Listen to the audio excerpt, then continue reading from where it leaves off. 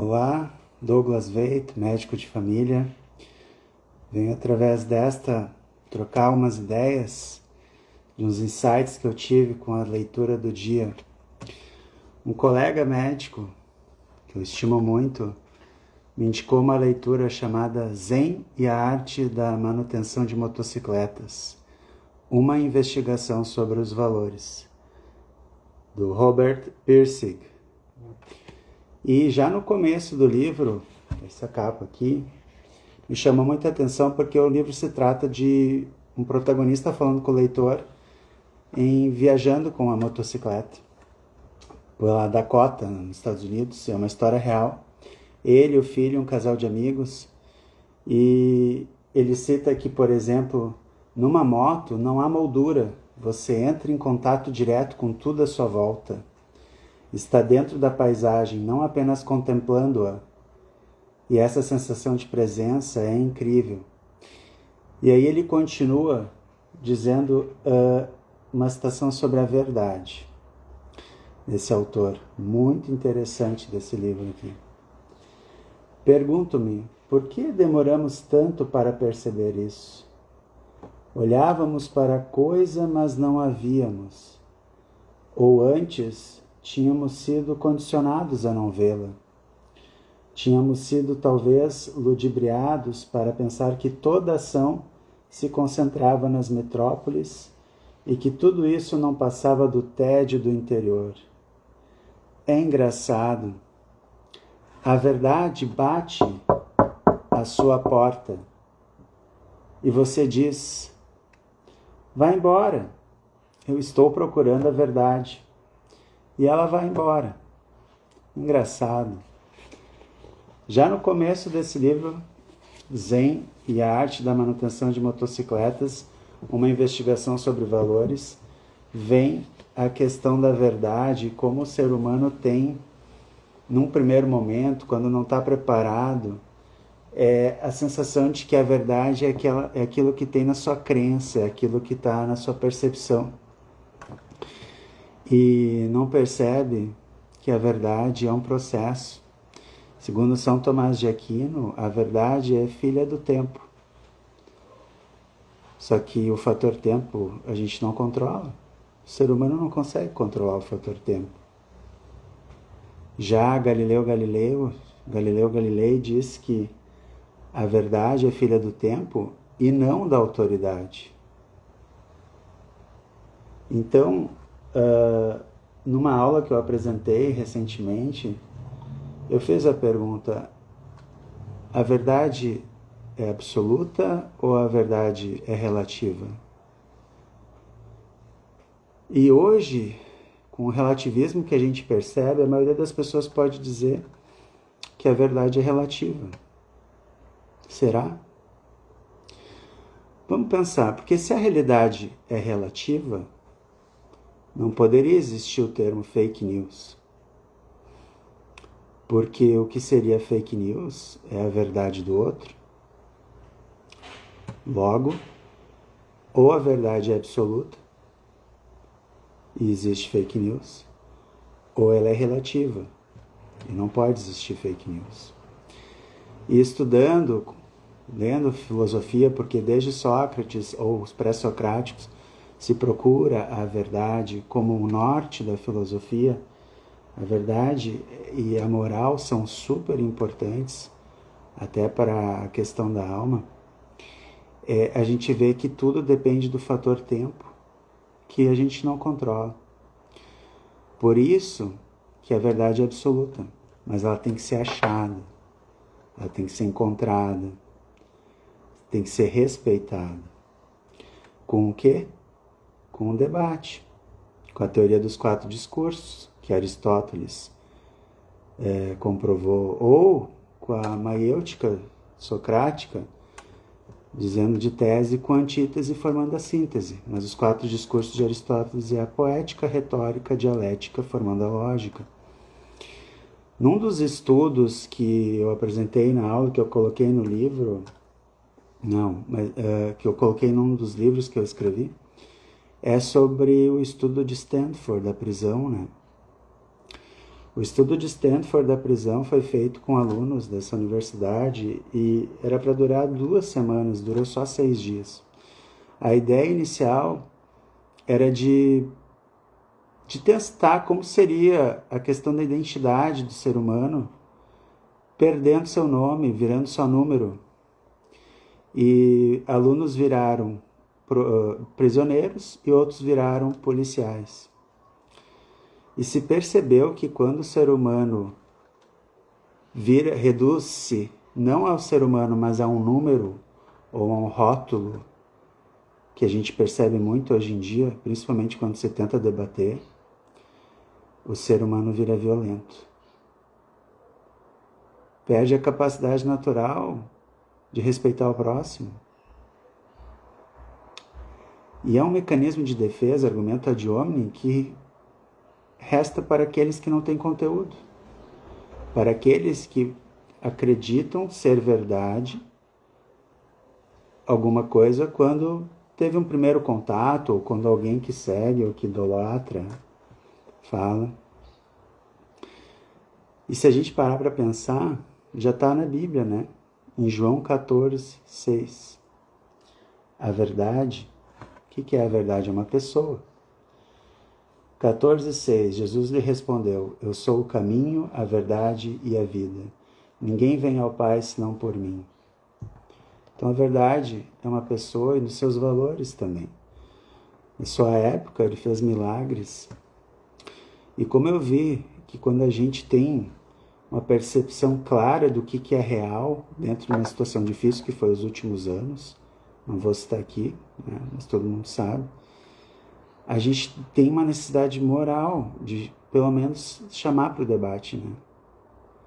De falar, ei, talvez se a gente está sendo impulsivo frente a alguns valores, frente a algumas ideias e de forma arbitrária, isso que é o pior, a gente pode se arrepender no futuro. A gente pode lesar alguém, porque a gente não controla o fator tempo. Então eu queria deixar de indicação, meus vídeos vão ser curtos aqui sempre, né? Esse livro que eu estou começando a ler, que foi indica de um colega médico muito querido, que até homenageei com um personagem no livro Katana. Depois eu falo dos meus livros. Zen e a arte da manutenção de motocicletas, uma investigação sobre valores. Essa questão na página 5, onde ele diz que a ideia do livro é o protagonista contando para o leitor, né, andando de moto por aí, curtindo a liberdade. E os valores que vêm com as questões dos problemas que acontecem e tal, ele com seu filho, com um casal de amigos. E esse casal de amigos lá no começo do livro diz que tem aversão à tecnologia, à pressa, e por isso que vai nesse passeio, nessas aventuras, né? Então que numa moto não há moldura, você entra em contato direto com tudo à sua volta, tu está dentro da paisagem, não apenas contemplando-a. E essa sensação de presença é incrível. E aí vem o parágrafo que me chamou muita atenção, já logo no começo. Pergunto-me por que demoramos tanto para perceber isso. Olhávamos para a coisa, mas não a víamos. Ou antes, tínhamos sido condicionados a não vê-la. Nós somos muito influenciados pelo meio. Se o meio é um pêndulo entre as verdades que são ditas pela sociedade ou por interesses, pelos sofistas que Aristóteles e Sócrates tanto combatiam, o que são os sofistas? São pessoas que são bons de retórica e não procuram a verdade como guia moral, mas sim por financiamentos de interesse e dinheiro, defendem qualquer lado da moeda. Não estão interessados na verdade.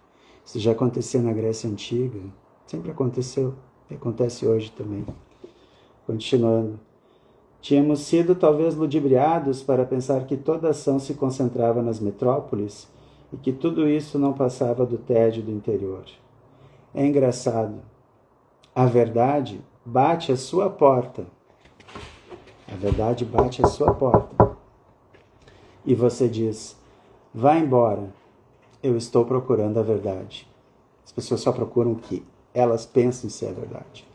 Não se abrem para o debate como o quarto passo para a felicidade no livro 12 Regras, a quarta regra nos 12 Regras para a Vida, do Jordan Peterson. Quando você está num debate, você deve não fazer dominância. Você não tem que pensar em debater para ganhar do seu oponente. Você tem que estar ali para botar os seus melhores argumentos naquilo que tu acredita que tu estudou, porque tu só vai num debate quando tu realmente estuda algo, respeitando quem está falando contigo. E se ele te convencer por argumentos, por fatos, que bom. Crescemos juntos, aprendemos juntos. Só que o que acontece hoje não é mais isso, é pela dominância.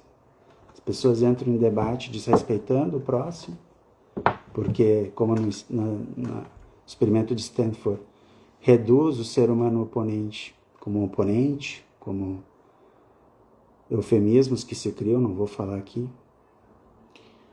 reduzindo e aumentando a violência que uma sociedade de virtude não deve se manter. Então, gente, seria mais ou menos sobre isso, a verdade, a importância da verdade, que ela é filha do tempo e que não pertence à autoridade. Queremos mudar nosso presente, temos que saber história, temos que estudar filosofia. Até nas nossas práticas clínicas também, como médico de família, me ajuda muito a questão de atender os pacientes com esses conhecimentos, com a questão da experiência, com a idade também, que vai chegando, e com todo o estudo prático e a prática prévia, né? Aristóteles dizia teoria e prática, esse é o caminho. Bom, antes de finalizar, vou deixar salvo, gostaria de comentar que eu escrevi 2 livros, A Obra da Minha Vida, a Katana, a Extinção da Existência, um livro de 300 páginas, onde muitos leitores todos com feedback bem positivo, até agora nenhum com feedback negativo, e o que teve é um parente próximo, querido, ele leu todo o livro. Se ele não tivesse gostado, ele não teria lido todo o livro. Por isso que eu digo que todos gostaram. E ele também é autor. Então, uma leitora leu em 24 horas. E aqui eu trago muito sobre filosofia, muito sobre a prática clínica de um protagonista que é psiquiatra.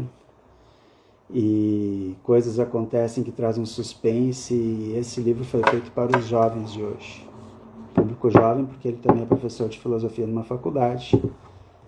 E muita coisa acontece ali, junto com o suspense, junto com o extraordinário, fazendo com que vá um clímax na história, depois de um debate, eu falei sobre o debate aqui, e trazendo uma conclusão e os ensinamentos, tá?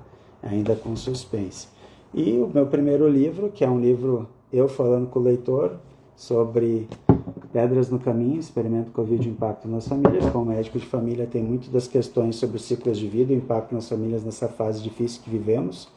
Como as provações servem para a gente também aprender, para a gente crescer, como uma fênix, né, se tornando antifrágil.